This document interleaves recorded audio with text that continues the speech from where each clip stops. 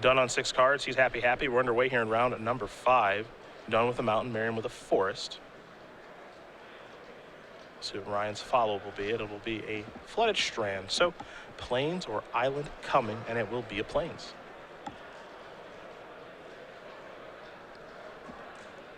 See what kind of 2-drop he has. It'll be a Soulfire Grandmaster.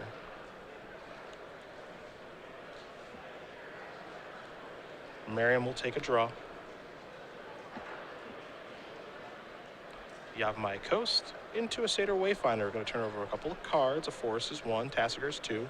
Caryatid is 3, Murder's Cut is 4. So Forest will go to the grip, and we will head back Ryan Dunn's way, who will untap those 2 lands. Soulfire Grandmaster at the ready. There's a mountain. This is a Rabblemaster. And it looks to be a pretty good mulligan here for Ryan. Very solid. And Ross, you saw with Thoughtseize in his hand here and has not cast it yet, implying here no black mana in his hand right now, which is big time trouble because if he can't get this Rabblemaster off the table, we know what happens. This runs away with games uncontested. It is rarely uncontested, but when it does happen, that's just it. Looks like Hero's Downfall in Merriam's hand. Somebody needs an Urboard. This will be a Satyr Wayfinder. Those are not lands, so 2 Coursers, a Caryatid, and a Whip of Erebos are going to go to the graveyard. And black mana looks to be the issue here for Merriam. It's a forest and a passing of the turn. We head back Dunn's way. Dunn looking to close this game out real quick.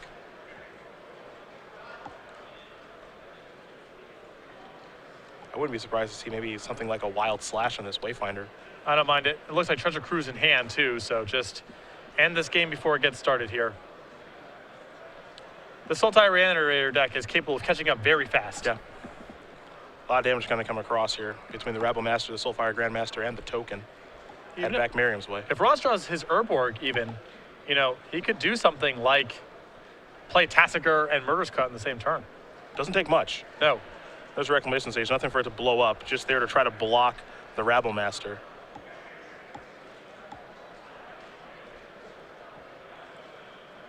Raise the Alarm, Treasure Cruise, and a land in hand for Dunn. Dunn going to sacrifice the Flooded Strand. Islander Plains coming. It'll be an island. 5 lands plus 3 cards in the graveyard does mean Treasure Cruise is online. And that might be the turn here from Ryan. Yep.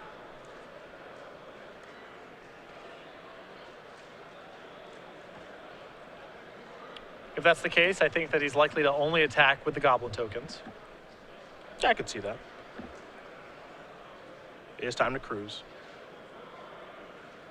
3 cards coming. Another cruise, looks like a Raise the Alarm 2. But Dunn does not want to give Merriam the opportunity to stabilize here. He wants to keep pushing.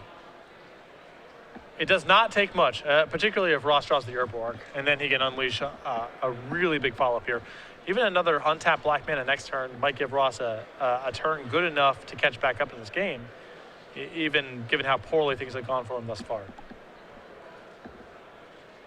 Goblin token incoming. And Soulfire Grandmaster will get in there as well. See how Merriam does elect to block.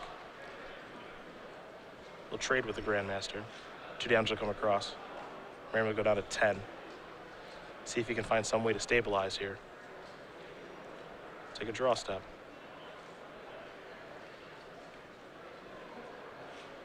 Looks like a Temple of Malady is what Ross picked up.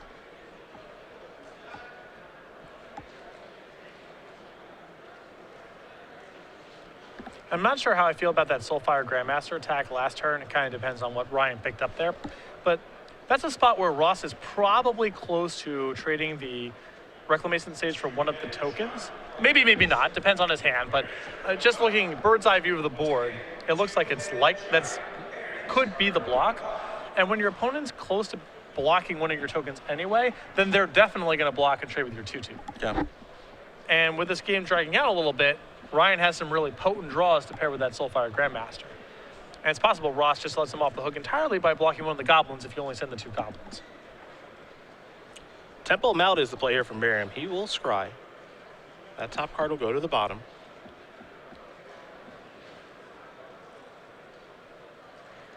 Here's Tassiger. That could be the stabilizer.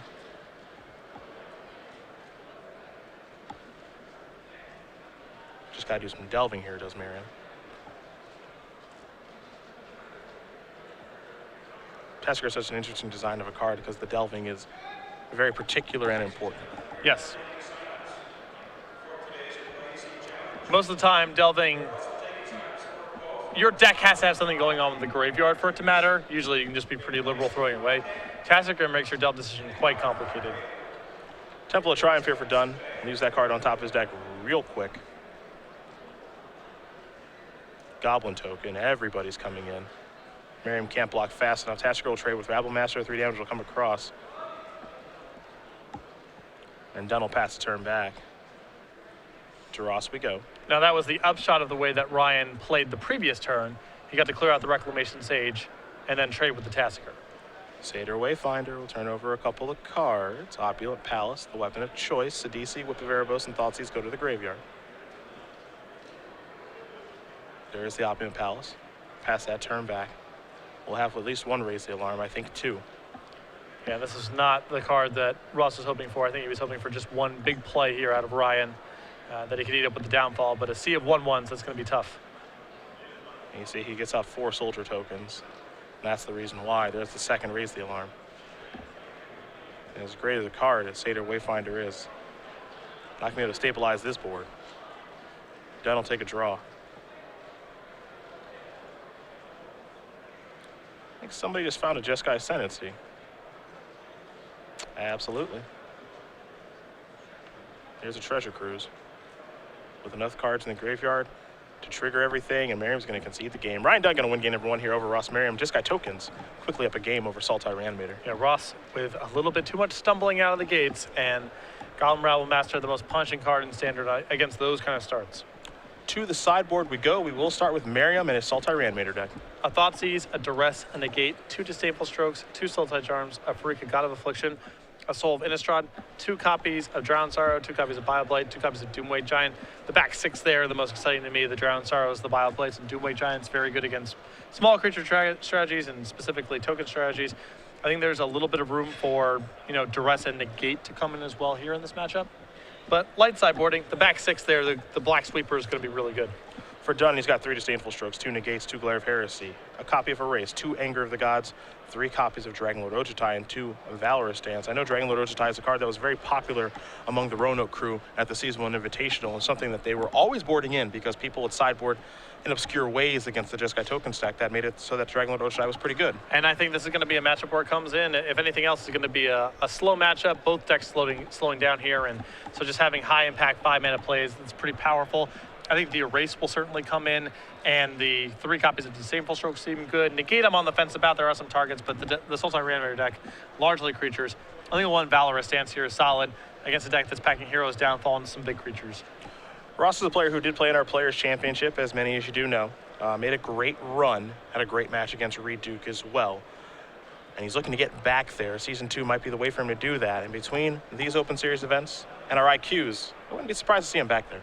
No, I think it's very likely for Ross to make it. I've talked to him a little bit about it. He's unsure about if he's going to make his push in Season 2 here, if he's going to wait till later in the year, but Players' Championship definitely on his radar. And if it's on your radar, this is one of the best ways to pursue a path there, trying to qualify for the Invitationals, get to the Players' Championship, or just more local organized play. You can get signed up for these Invitational qualifiers that come with playmats, dice bags, pins, SCG Premium vouchers. Some of these are prizes just for attending the event. Some of them are prizes for making the top 8. And there's always more information available at StarCityGames.com. Ross played in quite a few. Look at Kevin Jones as well, Logan Mai, Stephen Mann. It's a way to get there. Yes. And all that matters is that you do. It's not a way by itself, but if you're supplementing it with good performances on the Open Series, good invitational performances, you can get there. And many of our at-large bid players from last year did exactly that. Jim Davis also did a lot of work on the Long Island area, playing in those kind of events. Sultai Reanimator, I think a deck that's going to be pretty popular in the opening weeks of this format. Well, it can play just a nuts and bolts game where you accelerate into things like CDC Brew Tyrant, you have your removal spells, the games stall out, you have powerful 6 and 7 mana plays. You win a percentage of games that way, and you also win a percentage of the games with the synergy stuff, with Whip of Erebos and filling up your graveyard and doing cool stuff. So I think that there are some players who like it for the sort of ramp into good stuff feel of it, and there's some players who like it for the, well, I get to do all this powerful graveyard shenanigans stuff that my opponent can't really interact with. So when a deck kind of appeals to multiple classes of players and the deck's reasonably powerful, you're going to see a lot of it. I do think it is a pretty powerful deck. Reed certainly did demonstrate that last week. Ross trying to do the same this week. Jeskai tokens, well, that one's powerful too. Both these decks did make the top 8. Todd Anderson, of course, top 8ing with Jeskai tokens last week, and this is a pretty similar deck list. Yep, I mean, it is not pushing its curve all the way down. You see some of these decks playing with Dragon Fodder now, for example, trying to push the curve down. I like that philosophically. I'm not sure if that's the right card to be playing. A couple copies of Anticipate as well.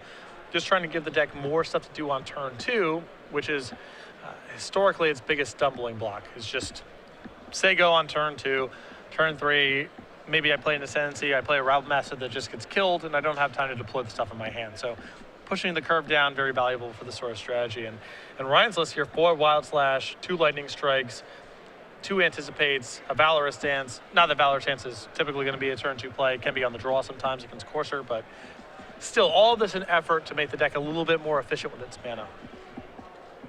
Well, Dunn did win game 1 pretty easily against Merriam, as Merriam did have some difficulty with black mana. So we'll see if Ross can tie things up, as he will be on the player, if Ryan can get this over with in just 2 games.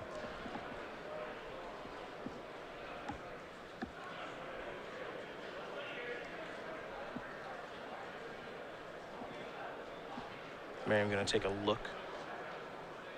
He will keep his opening hand. Looks like Dunn will as well. We are underway here in game number 2. Opulent Palace is how we will kick things off. And Dunn will take a draw.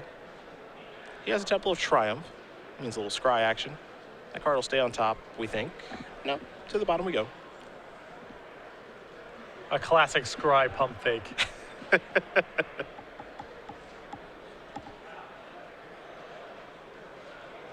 You have Mycos and a passing of the turn. Dunn with a Plains. He's got a 2-mana spell. It'll be Soulfire Grandmaster. That'll resolve as we go to Merriam's 3rd turn. And Ross with Duress in hand, electing not to Duress. I like that a lot, because I think that Ross wants to save it for a point where he's got nothing to do. He wants to push something through, or Ryan's close to getting to Treasure Cruise. And you see the hand here. There are 2 targets for Duress and Disdainful Stroke and Stoke the Flames. Couple of lands over there in Flooded Strand, Plains, and Temple of Triumph. And there's the big one, the one we thought would come in, Dragonlord Ojutai. Yep. The game's going to be played at a pretty slow pace. Sultai Reanimator honestly does not have that much removal, and not that many ways to block flyers as well. So Dragonlord Ojutai is going to be uncontested.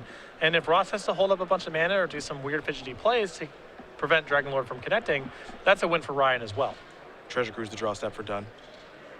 He'll start by attacking for 2. So Merriam will go down to 18. Dunn will go up to 22. There's a Temple of Triumph. Take a look at that top card. It'll stay on top. That's the pump fake again. Yeah, he's got you twice, 2 got for 2. Got me again, jeez.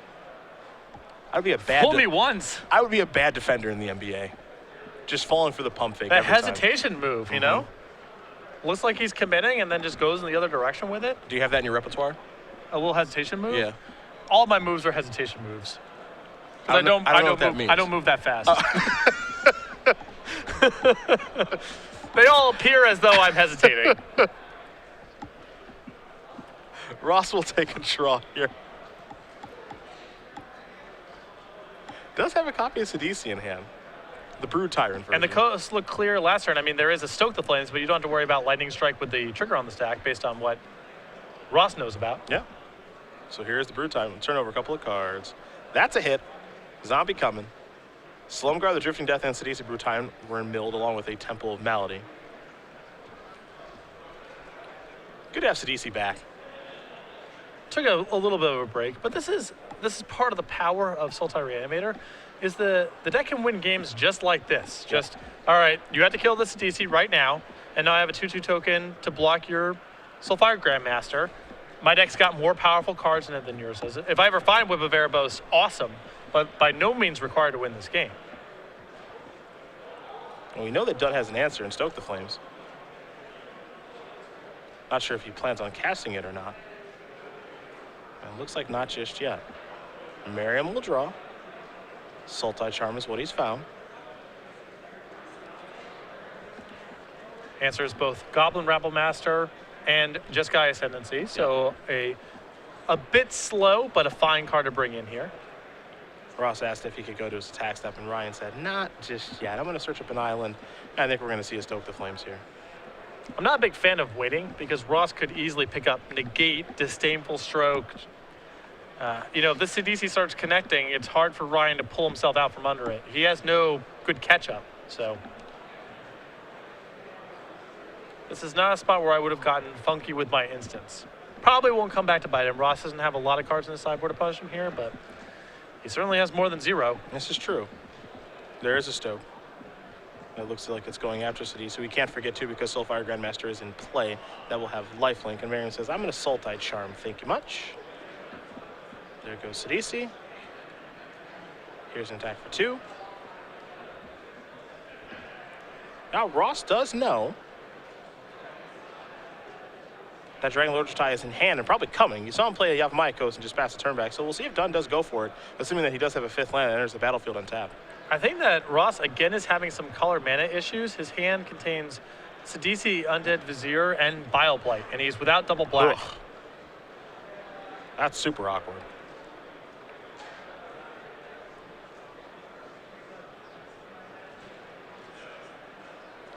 Dunn with 4 cards in the graveyard.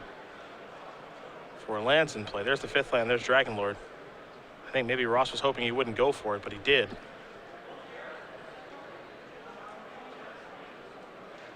You speak to the mana issues, and it looks like Ross is still having some.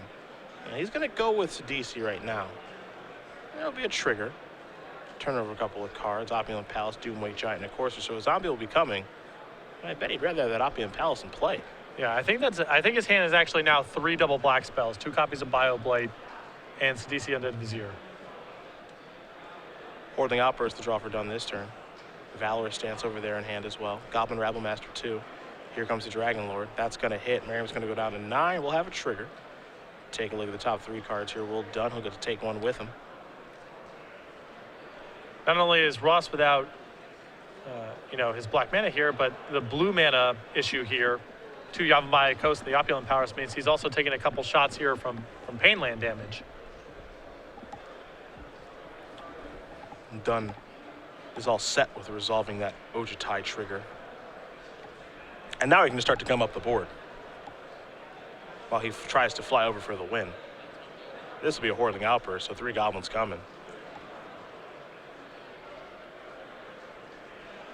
And we head back Merriam's way. Merriam will draw, I believe, Urborg Temple. Excuse me. I was about to comment on this. The problem is also not only finding black mana, but finding black mana that comes into play untapped. Because Ross is up against the ropes right now, and this deck plays a lot of its black sources come into play tapped. The Opulent Palaces, the Temples, and so forth. There aren't that many lands that come into play untapped to generate black mana.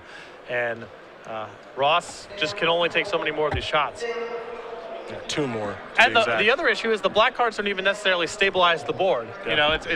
He needs to chain together 2 copies of BioBlight. That's not realistic. If he casts a DC, well, what's he tutoring for that impacts the board in 1 turn? It's a short list, to say the least. Right now he's trying to figure out how he wants to attack. 2 zombie tokens and Sidisi out there. With Dunn at 19, very difficult for Merriam to try to race here. Well, Ross might go on the offense here because there's not a lot to be gained by going on the defense. He has 3 blockers against 3 blockers. This way he generates a token, most likely. And he does. And you still have your 3 blockers against his 3 attackers on the ground. So this is not the most productive attack, but there's no reason for him not to do it. We'll see a little chump block action there from Dunn. Wants to make sure he keeps that life total high.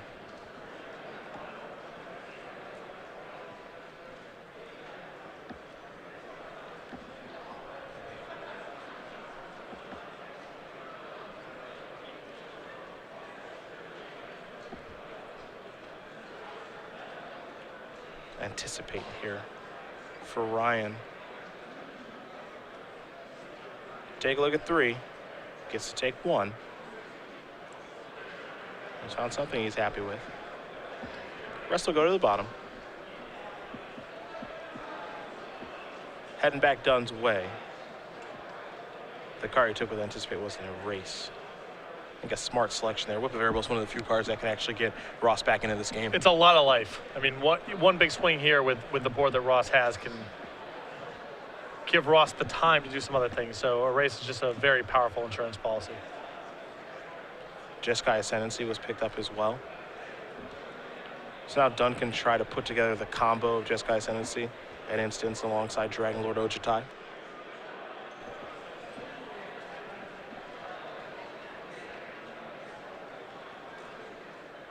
Looks like he will take the moment to deploy the powerful enchantment. Merriam going to take a long look at his hand. Knows that has to resolve, so now here comes Dragonlord Ojutai.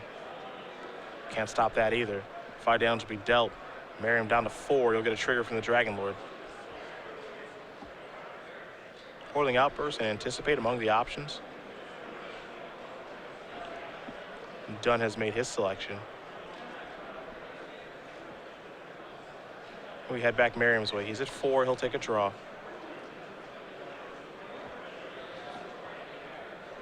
He seems to be in a world of trouble here. Sultai Charm the draw there for Merriam. Yeah, he can cast the stuff in his hand, and now the stuff in his hand doesn't even help. Yeah. That's the big issue.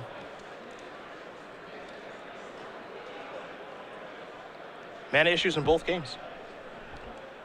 Against a deck that's going to punish you for it. You know, if Ross is playing in a mirror match or he's playing against Abzan, he might have the time to play this sort of game.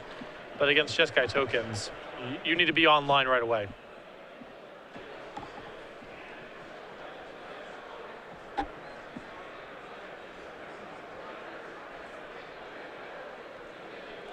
Ross going to do a little bit of math, see if there's any way he can work himself back into this. But he also has to assume that Ryan has something here.